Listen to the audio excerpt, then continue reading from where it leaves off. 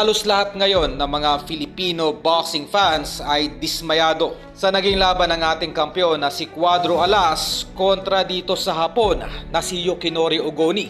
Dahil ang supposedly na knockout sana na panalo nitong si Alas ay nauwi po sa technical draw dahil sa di umano'y headbutt.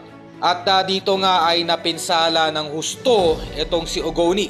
Para po sa kalaman ng lahat, itong si Ogoni po ay prone sa headbutt. May kanipisan po talaga ang balat nito sa mukha at madalas po itong pumuputok. Kung maalala po sa naging nakaraang laban lamang ni Ogoni kontra dito kay Kurihara ay nauwi rin po sa technical draw ang nasabing laban dahil pumutok nga po yung balat ni Ogoni sa may parteng noon nito.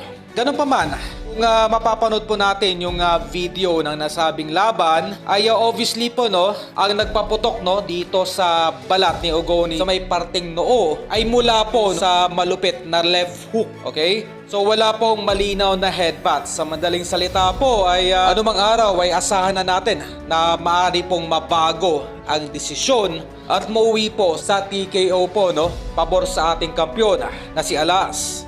Kung maalala po, itong si Kurihara naging main event po kahapon sa nasabing laban na kung saan ito po ay pinatulog lamang ng walang kahirap-hirap ang isa pa nating kababayan na si Froilan Saludar. Ito ay isang tagumpay pa rin sa ating mga Filipino boxers dahil mas marami pong mga Pinoy ang nanalo sa nasabing event kontra sa mga Hapon.